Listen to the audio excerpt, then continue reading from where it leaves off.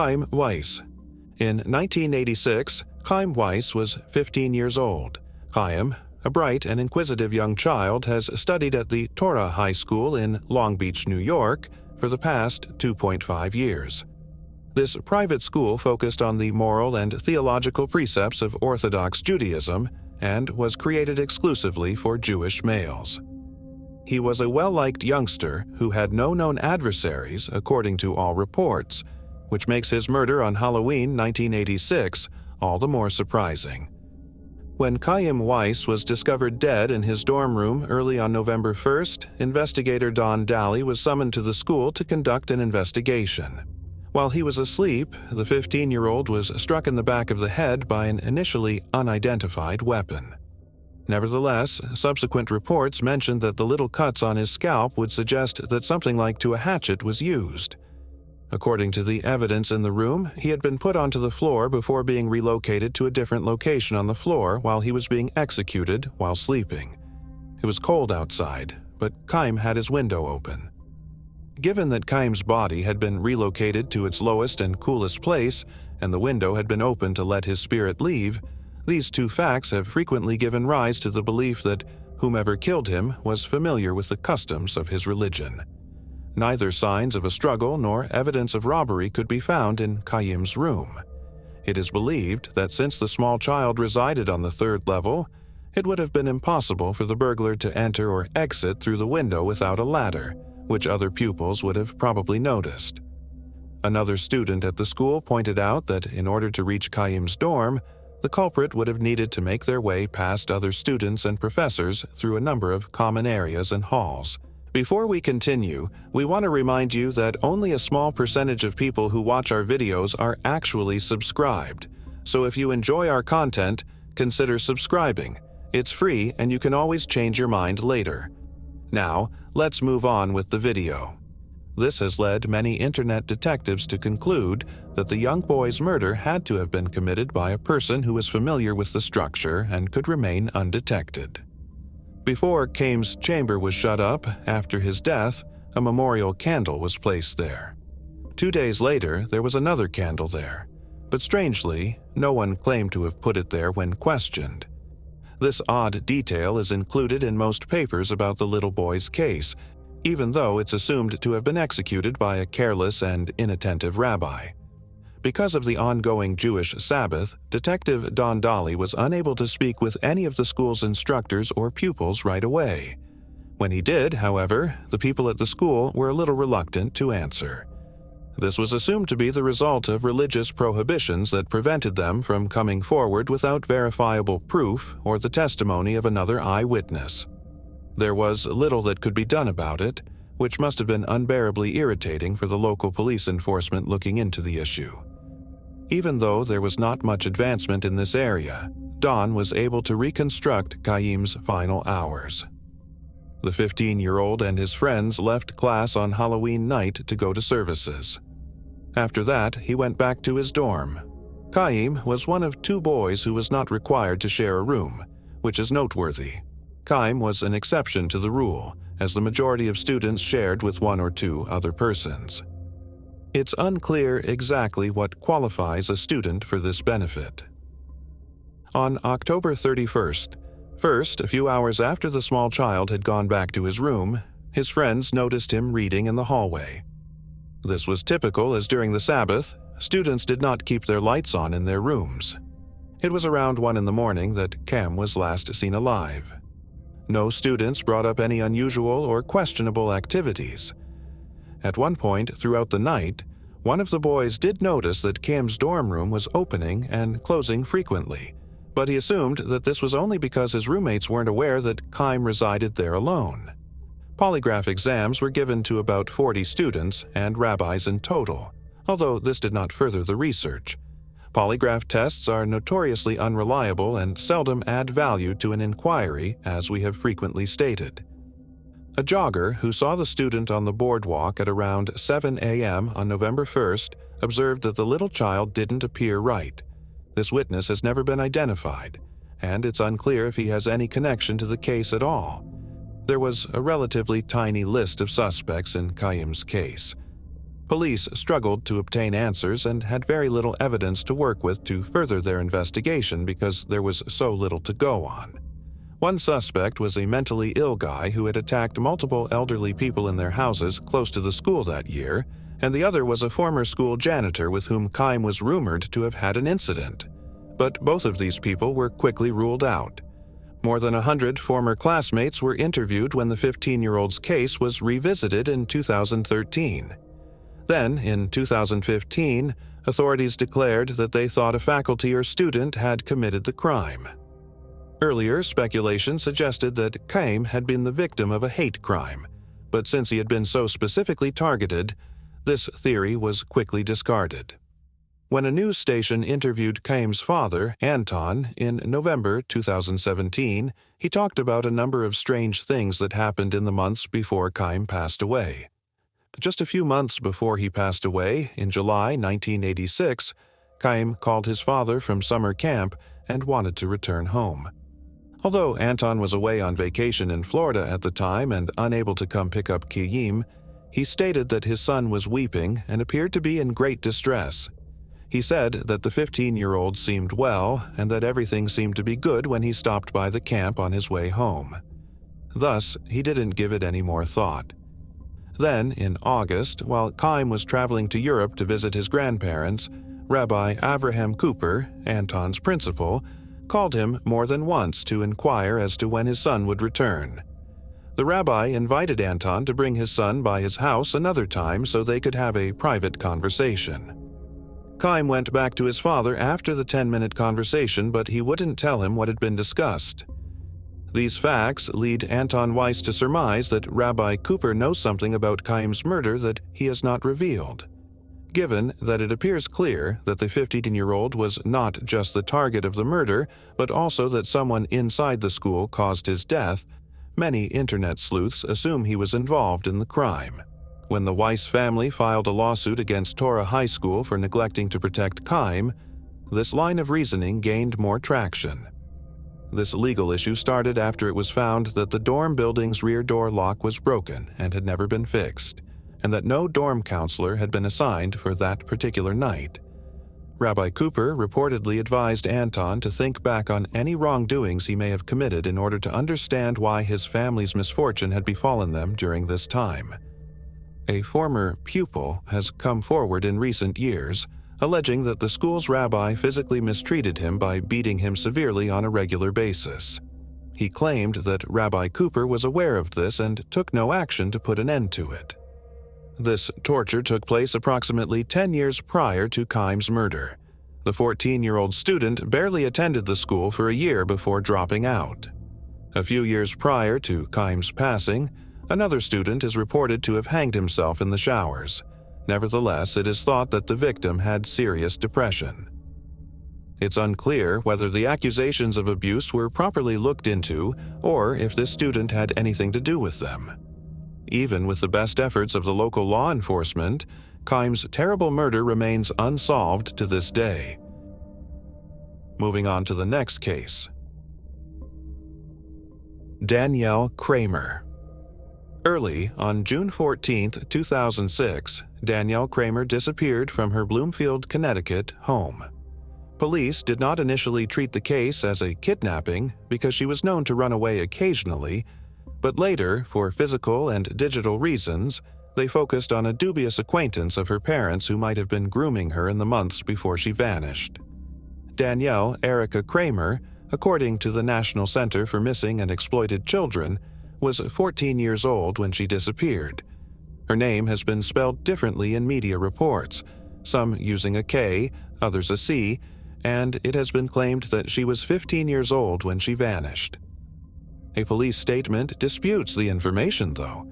Danielle had dark brown hair that she frequently wore pulled back when she vanished. The few images that exist of her reveal that she had pale fair skin and dark brown eyes. Since there were no traces of forced entry detected around the house or property, her parents told the police that they thought the woman had departed with someone she knew, probably someone who had groomed her. Investigators looked for any leads to Danielle's location in the days after her abduction, but they were unable to find any. Adam Galt, a 41-year-old dog trainer from West Hartford, Connecticut, who had previously worked for the girl's family, was the center of attention at first. Even though Galt was questioned by police several times, including 4 days after the girl went missing in the first place, they were unable to establish a connection between him and the victim.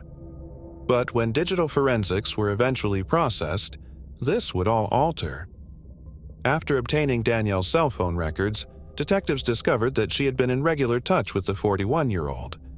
Adam Galtz acknowledged that they had exchanged messages, but he denied having anything to do with her disappearance.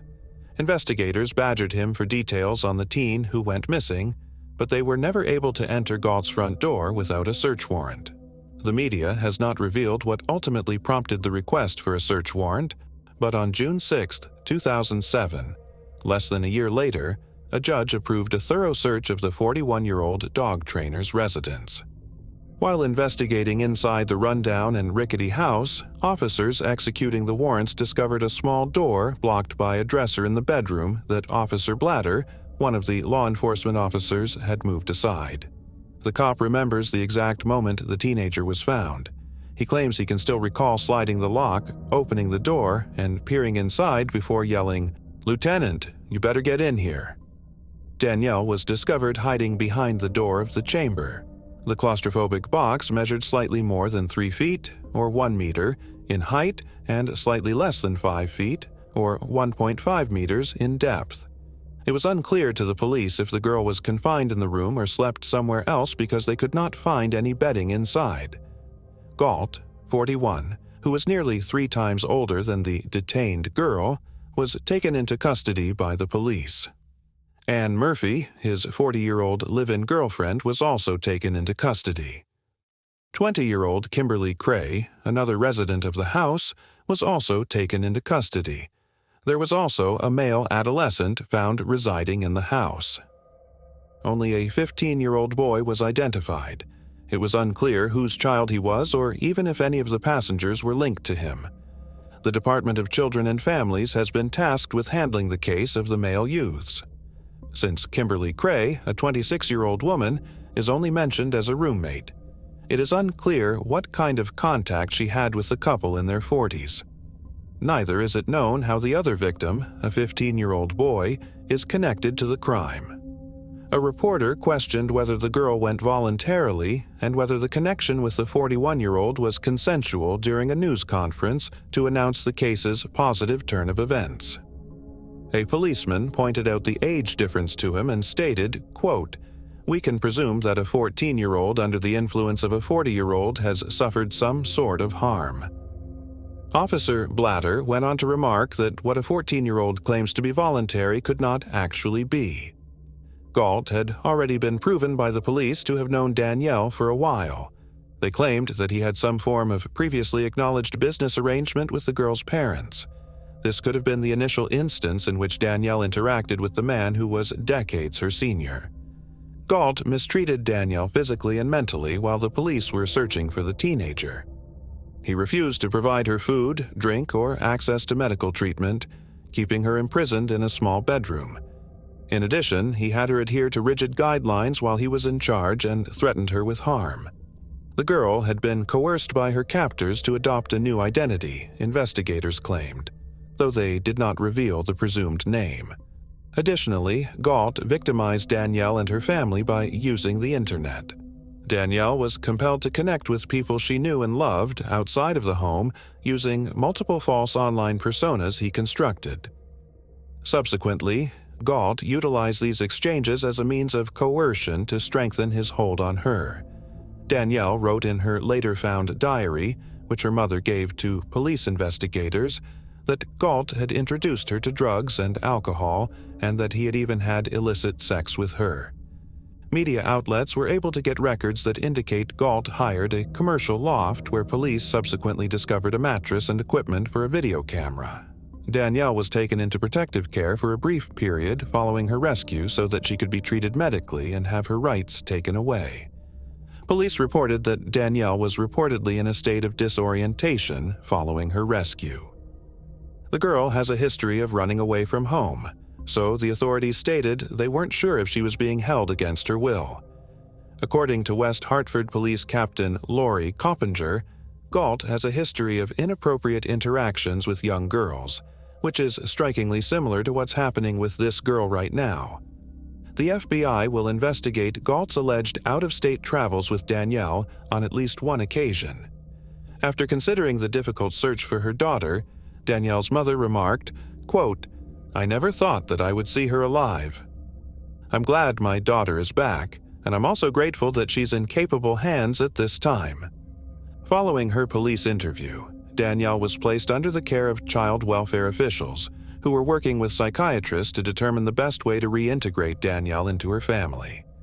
Second-degree unlawful restraint, second-degree reckless endangerment, second-degree custodial interference, interfering with an officer, second-degree forgery, and risk of injury to a minor were the charges brought against Galt. Charges against his longtime partner, Anne Murphy, included risk of injury to a minor, conspiracy to commit second-degree custodial interference, and conspiracy to commit second-degree reckless endangerment. The roommate, Kimberly Cray, age 26, was accused of reckless endangerment, conspiracy to interfere with custody, putting a youngster in danger, and conspiring to impose unlawful restriction. At first, each of the three was subject to a $1,000 bond. Galt is additionally charged with abduction because of a purported 1998 incident in which a runaway reported to authorities that she had been sexually raped by Galt multiple times while residing with him. She claimed that his principal place of business was the same location where he would attack her. There are rumors that Galt utilized some of the same equipment and methods for training dogs in his business to manipulate the teenage girls. The 1998 victim remained nameless during the case's media attention and did not come forward until Galt was taken into custody in connection with Danielle's abduction. Adam Galt was ordered by Superior Court Judge David Gould to be moved from the prison system to the Whiting Forensic Division of Connecticut Valley Hospital for a 60-day assessment. Galt was mentally depressed and unable to participate in his own defense, according to forensic experts. In contrast to his later court appearances, where he had a crew cut and seemed awake as he answered the judge's questions, his detractors claimed that, at the time, he looked down much of the time and had long, disheveled hair. Some with knowledge of the case described Galt's assertion that he was insane as, quote, a publicity stunt intended to move him from the general prison population into a state mental hospital. There, he would be able to enjoy amenities like television viewing and library access, which is far better than the general population. Although the judge accepted the psychological evaluation, he voiced his doubts about some of the conclusions, stating that Galt is an obvious predator who has persistently sought out, courted, and abused several young women who are vulnerable. The state prosecution claimed that Galt had deviously and skillfully made friends with his prior victim before she turned 16 in a similar way to how he would thereafter make friends with 14-year-old Danielle almost 10 years after his first victim was apprehended. The prosecutor went on to say that Galt moved the first female from West Hartford to Vernon, where they lived together for 6 weeks. According to court records, Galt is charged of robbing the 1998 girl sometime around April 22nd. According to the prosecutor, on June 2, 1998, she was given permission to vacate the Vernon residence. The prosecutor claimed that after she walked away, Galt shoved and grabbed her by the neck. The prosecutor added that there were plans for the girl to run away in case the police came looking for her. He mentioned that at one point the girl fled via the bathroom window when there was what appeared to be a knock on the front door. Galt entered a guilty plea alone to first-degree kidnapping related to the 1998 event. The fact that Connecticut law does not place a time restriction on kidnapping prosecutions, unlike other offenses that, at the time, only warranted a 5-year statute of limitations, is most likely the reason he was even charged. Since then, the state has altered the legislation to make it possible to prosecute child sexual assault cases that were reported at any point before the victim became 48.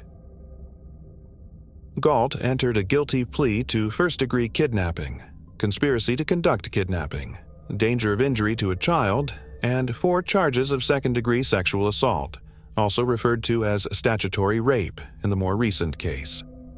Gault was placed on bond for $350,000 after admitting to all of his offenses pending his trial. Adam Gault was given a 25-year prison sentence in May 2008 for kidnapping and sexually abusing Danielle. After his jail sentence, he will be subject to obligatory sex offender registration, a criminal restraining order against the victims and their families, and 20 years of mandatory probation. Judge David Gold of Hartford Superior Court gave the sexual predator remark during the sentencing hearing. He said, "You separated them from their families and friends and made them believe you were their only option. Someone who preyed on their anxieties imprisoned them." Community leaders claim that Danielle Kramer's kidnapping serves as a potent reminder of the terrible lengths to which some sick people would go in order to exert control and authority over another. It also acts as a crucial cautionary tale about the possible risks associated with contemporary technology. Moving on to the next case. Holly Klouse. The terrifying tale of Oklahoman Holly Klouse has emerged from the murky archives of a case that was unsolved for more than 40 years, exposing a horrifying sequence of events that brought the little village to its knees. The unceremonious disposal of Holly's parents' bodies in the woods east of Houston, following their murders in 1981, Harold Dean Klouse and Tina Galen, seemed to have sealed Holly's fate as an unresolved case. Nevertheless, a stunning turn of events, including the discovery of Holly Klouse 41 years later, has brought this perplexing case back into the public view and given her bereaved family hope for answers and justice. Holly's case first surfaced in the far past on the extensive timeline of history. She is the daughter who was lost but has now been found, piercing the previously impenetrable shroud of darkness. However, Holly's revelation raised more questions than it did answers. Who killed Holly's parents, Harold and Tina? And where has she been spending the last 40 years? We travel back in time to January 12, 1981, a cold winter's day. Outside the busy limits of Houston City, amid the immense wilderness of northern Harris County, Texas. When a civilian's dog ventured into the spooky woods that day, it came back carrying the horrifying remains of a human arm inside its shell. It had rotten skin. A dark secret hidden in the dense woodland along Wallaceville Road was unearthed during the frantic search that ensued after this ghastly find, telling a terrible tale about what was hidden within the dense flora. The shadows cast by the sun's reflection off the tall trees were so irregular that they fooled the eye. There was only the sound of the dog's feces and the crunching of skeletal leaves beneath the civilian foot in these silent, bleak woods. The silence of the woods was broken by the distant barking of a dog.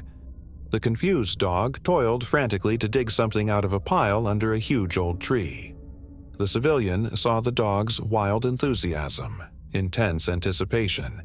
Its tail waved back and forth. The civilian had a chilling insight that sent shivers down his spine. Under the obfuscating layer of leaves, there was a shallow grave containing the somber remains of 2 people, properly arranged and intertwined next to one another. The civilian was troubled by the seriousness of this horrific revelation. With reckless abandon, he sprinted for the nearest phone booth and dialed 911. His voice was shaking as he spoke to the operator on the other end of the line from the shock of the finding. The couple's decomposing bodies lay just a few feet apart in the murky foliage. Tragically, as time passed, their bodies began to deteriorate and wear down. This indicated that they had passed away a few months ago. Just 100 yards from Wallaceville Road, the remains had been hidden in the woods. Upon their arrival at the scene, investigators searched for any clues that could lead them to identify the deceased. They discovered an awful situation. The first body they discovered belonged to a young woman who was between the ages of 15 and 25. Her height ranged from 5 feet 4 to 5 feet 9 inches. She might have been mixed Native American and Caucasian. Her long, reddish-brown hair was pulled up in a ponytail when her body was discovered next to a pair of green running shorts. The woman had died from choking. She was naked except for a bloody towel covering her body. While no further clothing was found at the scene, investigators concluded that the woman had short, stubby nails and most likely a gap in her teeth. Beside her was a young man's body, estimated to be in his 20s or 30s. Since it was the 1980s, they did not have the same forensic advancements as they do now, therefore it is possible that he was as young as 15. His height ranged from 5 feet 4 to 5 feet 8 inches. He had brown eyes and hair and was Caucasian. The man's neck displayed indications of higher vertebral degeneration, which could have been brought on by an earlier trauma. His eyebrows were quite prominent, and his wisdom teeth were either missing entirely or had been pulled. The detectives concluded that the victim had been undressed, bound, and beaten to death. After the startling discovery of these two young persons, investigators in Harris County were left with a lot of unanswered questions. Who were these individuals? And what fateful events brought them to an end? As they continued to put the puzzle pieces together, investigators aimed to unravel this enigma. The community was taken aback when a third body was discovered there 18 months after the first two decomposing bodies were discovered there. This time, it was the body of Michelle Garvey, a 15-year-old who had vanished a month earlier. Michelle had suffered both strangulation and sexual assault. Her life was cruelly and savagely ripped from her. When detectives got to the scene, it was clear that Michelle's body had been there for a while because neither shoes nor bra could be located. Michelle's body was located in the exact same spot as the earlier discovered bodies, adding to the mystery surrounding the awful deaths of these young people. This did nothing except heighten the discomfort in the area, as many started to wonder if Michelle's death had anything to do with the deaths of the two previously discovered bodies. Even though they had a difficult task ahead of them, the investigators were committed to solving the many unanswered questions that followed these startling discoveries. When Michelle's body was found, the other two that had been found earlier were identified right away. In the hopes that someone would come forward with information regarding their identities, forensic artist Mary Mace was commissioned to rebuild the couple found in the woods. The recreation was shared with a large audience. However, nobody offered any useful leads. There were not enough hints to pursue the inquiry. Therefore, the detectives had to file the case aside as solved. It was planned to exhume the couple's bodies in 2011, 30 years later, in order to collect DNA samples. The investigation was closed as a result of this leading to yet another dead end. Then, in a surprise that no one saw coming, new information was found in January 2022. After 41 long years of unanswered questions, the case of the unidentified couple found in the Houston woods has finally made some progress. In 2022, forensic scientist Allison Peacock of FHD Forensics was given the difficult task of identifying the two bodies. She and her group set to work inputting the DNA data into GEDmatch, a national genetic profile database. When they discovered a match to the male victim's Kentucky-residing cousin, they were taken aback. They were eventually able to identify the two individuals who had been found buried in the woods as Tina Gail Klouse, formerly known as Tina Galen, who was 17 years old, and her husband, Harold Dean Klouse, who was 21 years old after getting in contact with him. In the idyllic Florida hamlet of New Smyrna Beach in 1978, Tina Galen and Harold Dean Klouse Jr. met by fate. Tina, then just 15, discovered she was captivated to Harold Dean, then 19, despite his little age difference. In a hilarious turn of events, Tina's brother and Harold's sister had begun dating, so their families were already intertwined. Under Florida's vibrant sky, Harold and Tina found themselves swept up in a romantic whirlwind that swiftly transported them to the Volusia County Courthouse. On June 25, 1979, they exchanged vows of matrimony there, securing their passionate love. Holly Marie Klouse's birth on January 24, 1980, was a testament to their passionate love and commitment to one another. Harold and Tina were respected by their friends and family for their steadfast dedication to parenting, even though they were young. Harold and Tina wished the well-known Florida coasts a fond farewell as the 1980s got underway.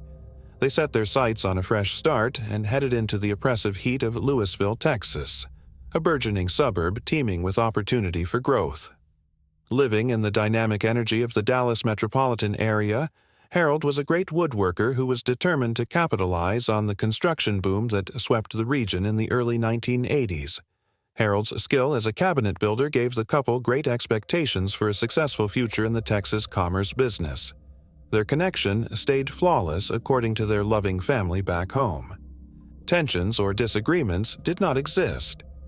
A flawless harmony seemed to conceal the couple's bond. They regularly called their loved ones to update them on their messaging adventures. But as the fall foliage began to fall in October 1980, a disquieting quietness quickly enveloped the family phone lines that Harold and Tina were using to communicate with their relatives. The merry talk abruptly ended, leaving a startling silence that exuded a dark, enigmatic aura.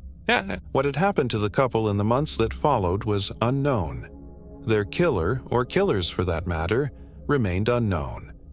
But now that their identities had been verified, maybe the investigators would finally be able to discover the truth. It is believed that they died somewhere between October 1980 and January 1981. Harold's mother gave them their first clue when Allison Peacock got in touch with the families. She said that sometime in late December 1980, they received a call from a sister named Susan, informing them that Tina and Harold had joined their small religious group and had decided not to stay in touch with their relatives. After that, Sister Susan asked for $1,000 to have the couple's automobile transported. A 1978 AMC Concorde in crimson, returning to Florida in accordance with the group's admission standards. The family decided to notify the police since they were clearly worried about Harold and Tina's safety. The cops had ordered them to spoil Susan. At last, a guy and two women arrived at the racetrack Daytona in Florida to trade the car for $1,000. The moment the family acquired the car, the three individuals were taken into custody by the police. For this operation, a police report was issued at the time. Sadly, it has not yet been possible to uncover the 1980 police report, which presents a significant challenge to the research. Allison's heart fell when Harold's sister brought up the lost baby during the same chat. That was a detail that had never come up in their investigation. The case had already taken so many unexpected turns. And now there may be a child missing. Allison inhaled deeply and promised Harold's sister that they would do all within their power to find out what had happened to the baby. As Allison looked into the matter more, she discovered that Harold and Tina were in fact parents. A child named Holly Klouse. She was only a few months old when her parents vanished, and she was never seen or heard from again. Allison was determined to find out what had happened to Holly, but it seemed like too much work.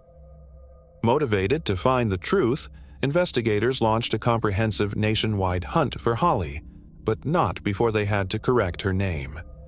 While some investigators wrote it off as a small issue, Allison Peacock understood that finding her would depend on getting the name right.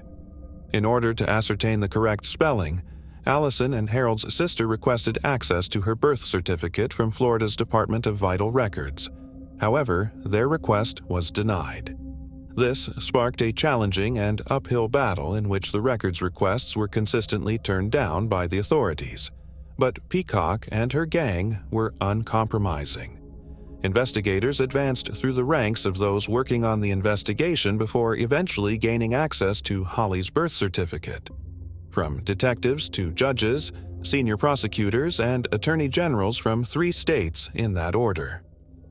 They quickly found out that a local family had adopted Holly. She was living her life, having grown up. Holly's birth certificate was sealed in the United States, and she had no idea of her tragic history, which explains why obtaining it was challenging. Birth certificates are sometimes sealed after adoptions, making it difficult to obtain a copy of the record without a court order. This suggests that an adoption certificate is also included with the birth certificate. The birth certificate was eventually obtained thanks to Allison Peacock's steadfast persistence in finding Holly's name spelled correctly. It is unknown if this was a purposeful activity or just a coincidence. However, the truth is that Allison's heroic search might not have turned up Holly. Following this revelation, the police stormed Holly's place of employment and discovered her background, which they had laboriously unearthed from a labyrinth of misplaced documents and ignored archives. As the detectives dug deeper into the enigmatic case of Harold and Tina, Holly, the 42-year-old daughter of the couple and mother of 5 who resides in Oklahoma, was at last reunited with her remaining biological family. They had long since given up hope of ever finding her, so everyone involved was relieved and delighted. However, a lot of concerns remain over the circumstances of her adoption. Though thrilling in the moment, the case was far from done. Holly's parents were killed, and the killer's identity is still unknown. The circumstances behind Holly's adoption are also noteworthy. Investigators quickly discovered that Holly had been dropped up at an Arizona church by 2 ladies who were part of a traveling religious community. These women donned robes and went barefoot.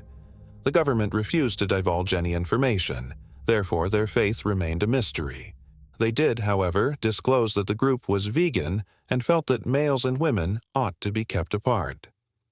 Known stops on the religious group's southern U.S. tour include Arizona, California, and possibly Texas. According to reports, the group was spotted near Yuma, Arizona in the early 1980s, its female members pleading for food. The case seemed to fit the mold of a well-known detective fiction. Holly's incredible finding had created more questions than it answered and resulted in dead ends, with many leads to follow but no clear answers. Holly's remarkable finding had unraveled a thread that led down a maze of questions, with no obvious solution in sight. The ambiguous role of a nomadic religious sect began to come into clarity as her convoluted adoption history unfolded. Despite this, investigators reiterated their commitment to the probe.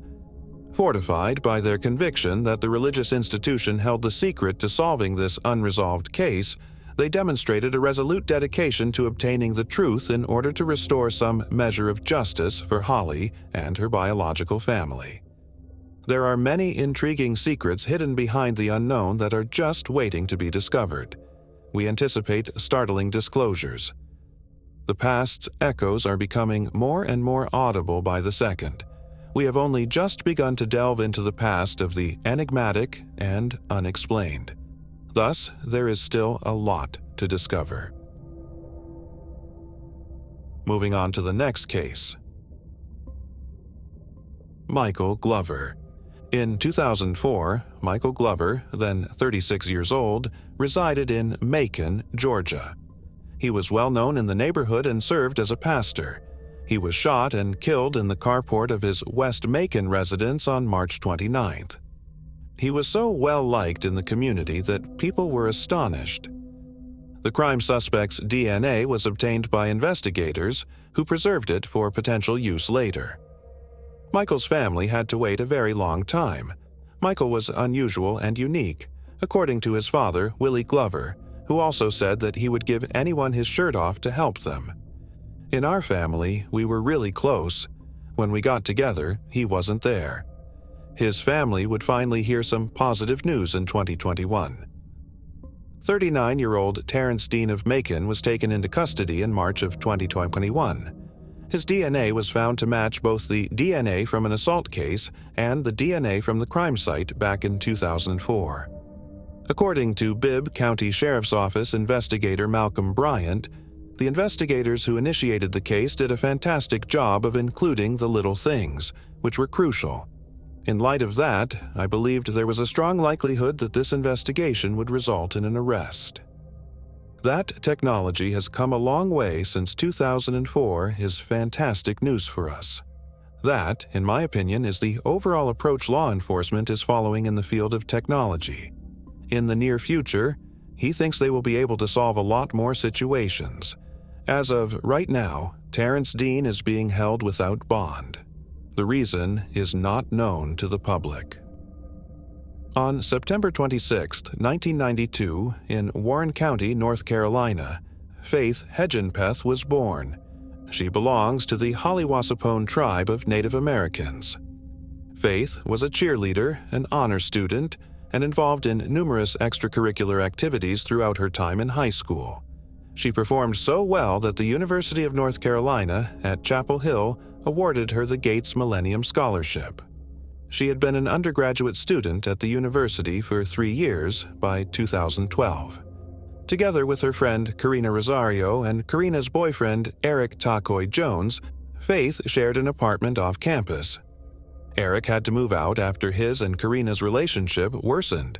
After he assaulted Karina, Faith and Karina went to court to obtain a protection order requiring Eric to keep away from them when he attempted to break into the flat.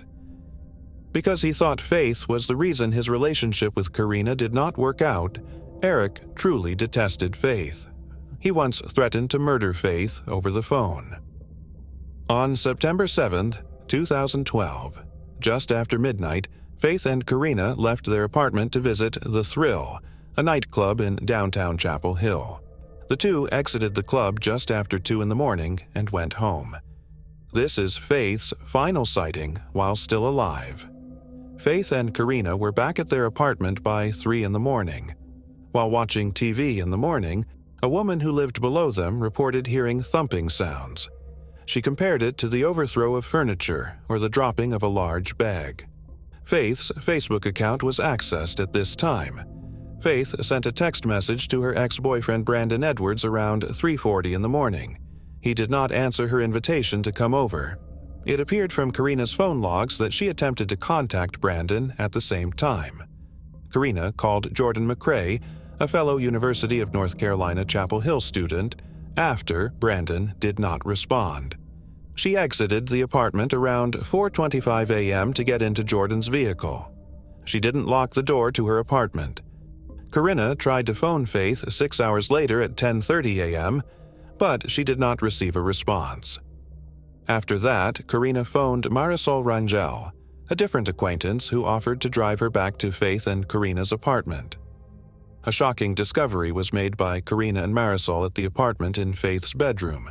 They discovered Faith's body, which was battered, wrapped in a quilt. To let the police know, they then dialed 911. Faith, who was only 19 years old, had a blunt force injury to her skull, according to an autopsy. Investigators were able to gather male DNA from the crime site and utilize it to create a DNA profile. Eric Jones, the former lover of Karina and roommate of Faith, emerged as a prime suspect fairly quickly. His history of domestic abuse and his threats against Faith were discovered by the investigators. It was also disclosed that he texted an acquaintance shortly before the act, pleading for forgiveness for what he was about to do.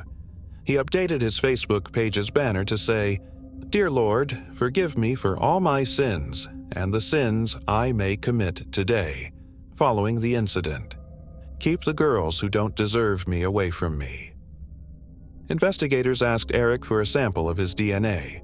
After some argument, he gave in. Remarkably, his DNA did not match the apartment sample, and he was excluded as a suspect.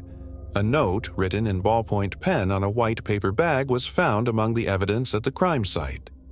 The note was allegedly written by the person who killed Faith. When Faith Pocket called a friend the night she died, a friend of Faith's told investigators they had a lengthy discussion. Using his DNA, Parabon Nanolabs was able to reconstruct the suspect's appearance in 2016.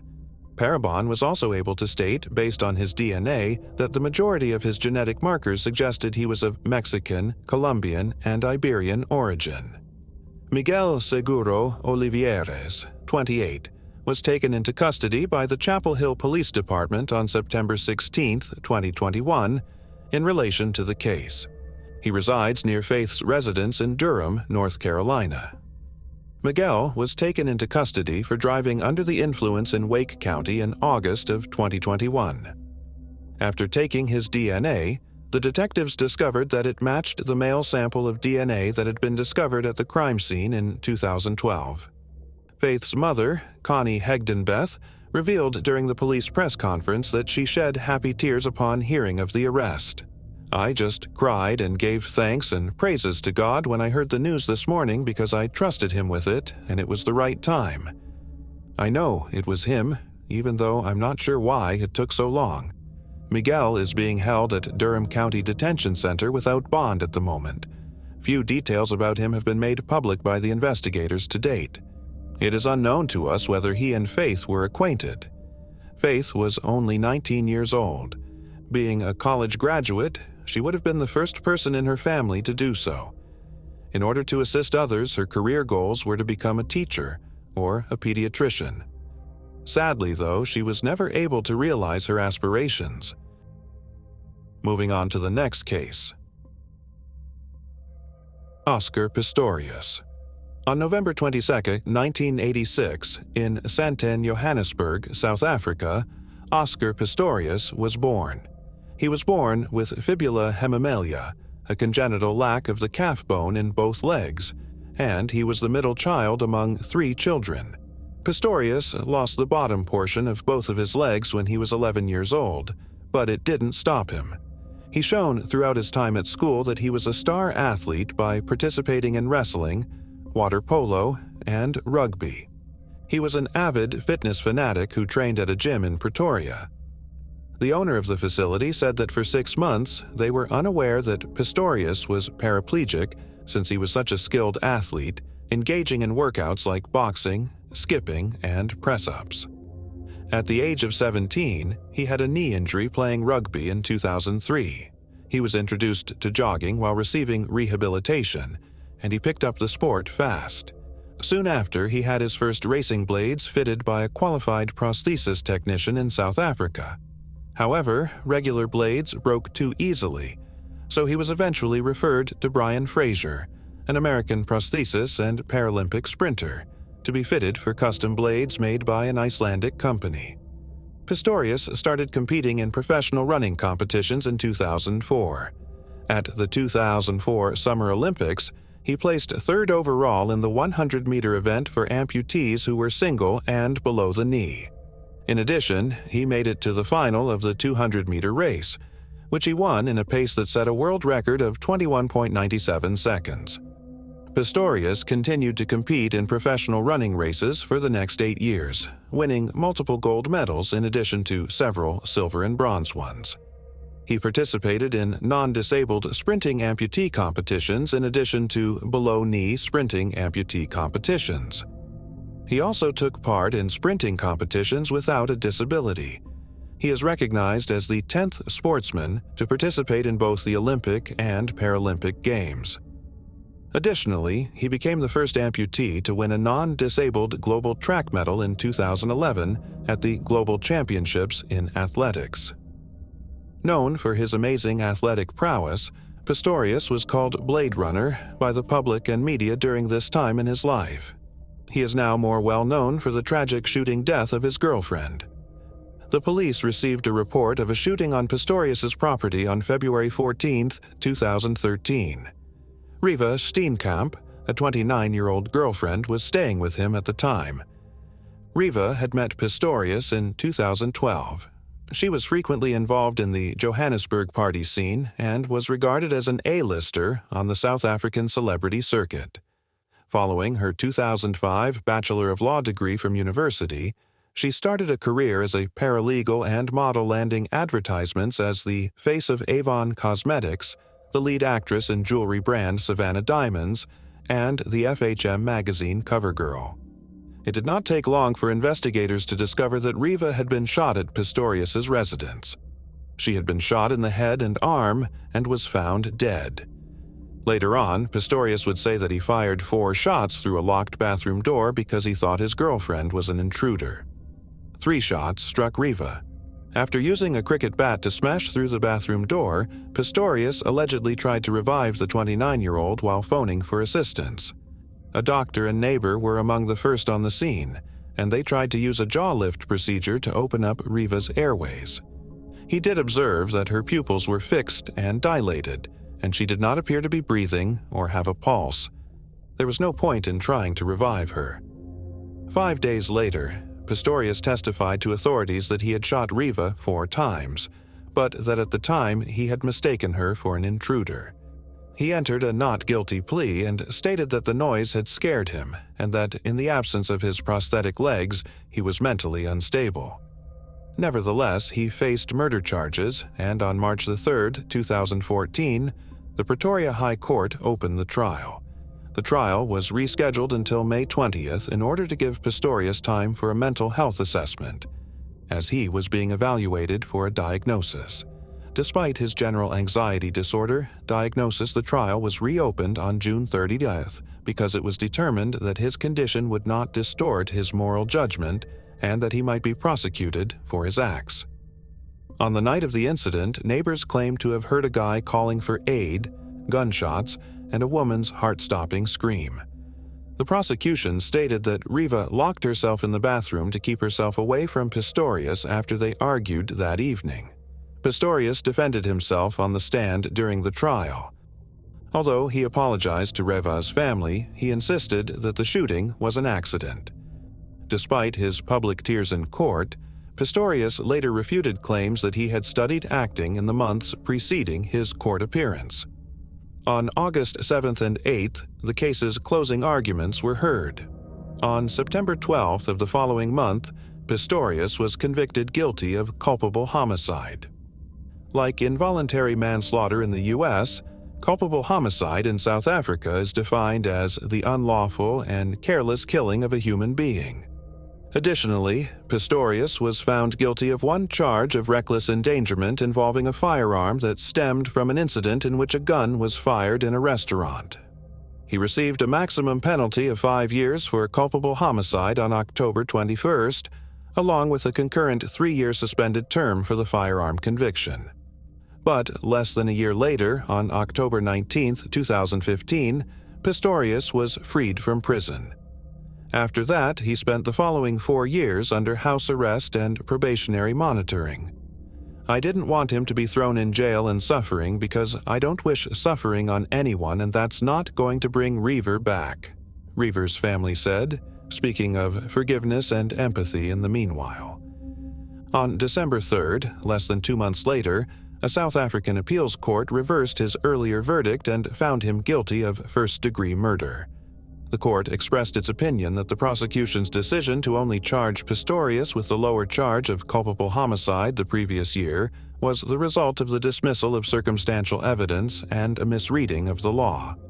I have no doubt that the accused must have foreseen, and therefore did foresee, that whoever was behind the toilet door might die, but reconciled himself to that event occurring and gambled with that person's life, Judge Eric Leach said, quoting the witness. His guilt is unaffected by the victim's identify. In light of this recent decision, Pistorius was given a 6-year prison sentence for the murder of Riva in the summer of 2016. The South African National Prosecuting Authority contended that the sentence was excessively light and unjustified given the circumstances, even if many people saw it as a step up from his 4 years of house detention. And so the following year, a new sentence was imposed. Today, Pistorius, 31, has served 13 years and 5 months in prison. Willie Ceriti, a justice on the Supreme Court, observed that the former athlete had not offered an explanation for firing the fatal rounds and that he had shown no regret in court. He continued by saying that the preceding 6-year sentence was remarkably light, to the point where it trivialized this terrible conduct.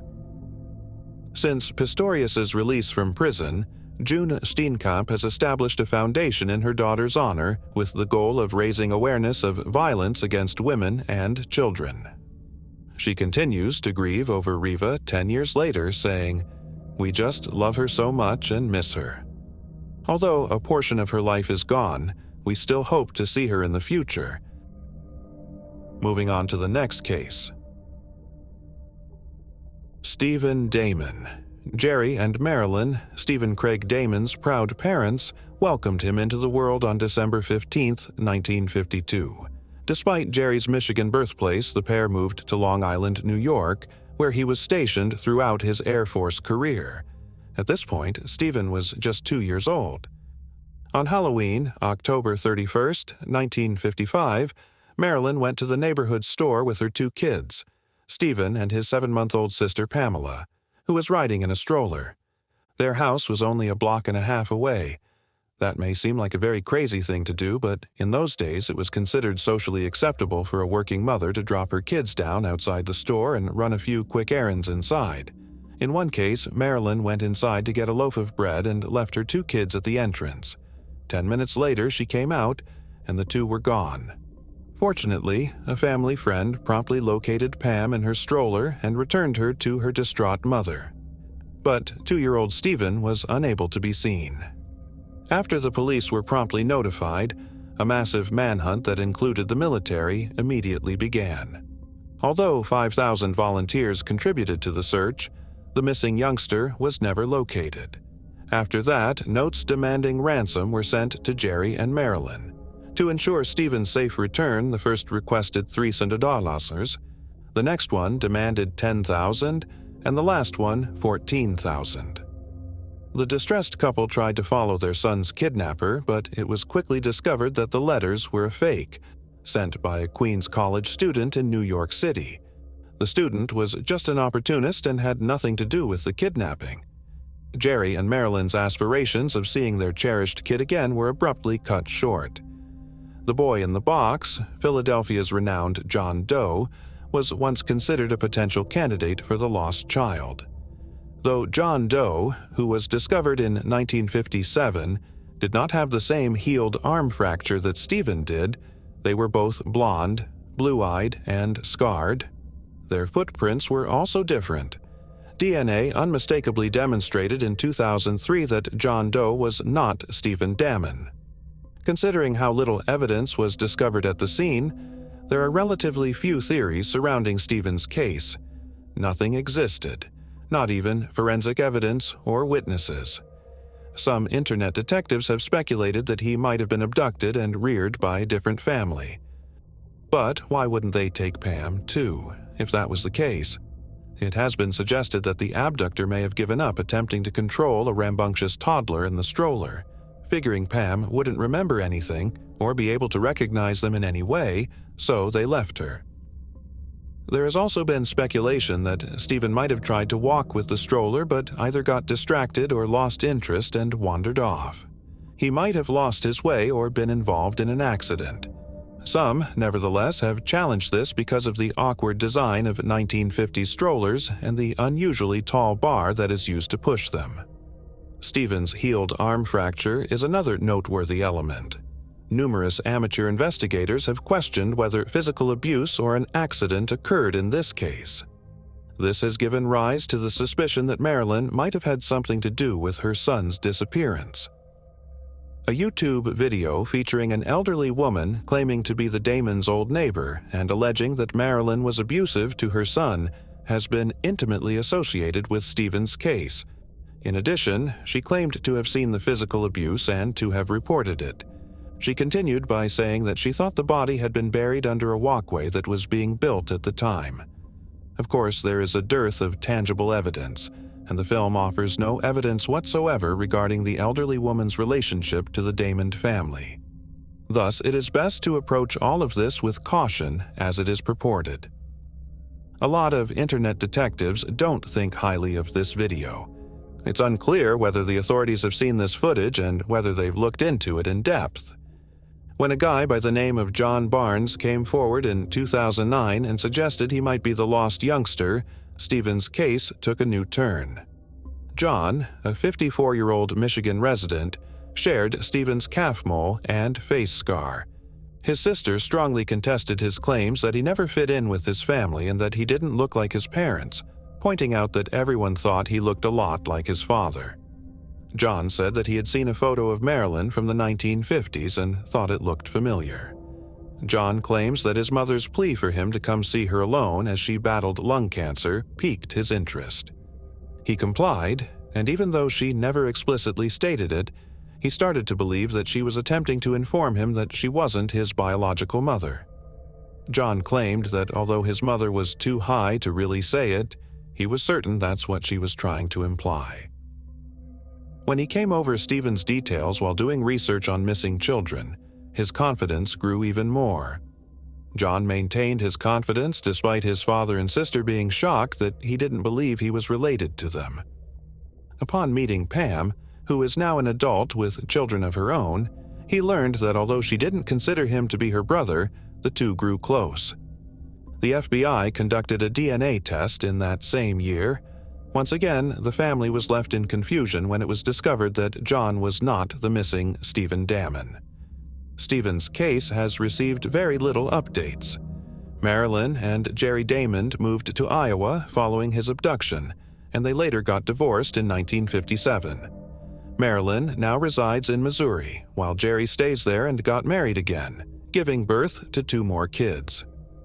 Jerry has expressed his ambition to learn what really happened to Stephen on that Halloween night in 1955. However, his case is still open as of right moment. Thanks for watching. We hope you enjoyed exploring these intriguing cold cases with us.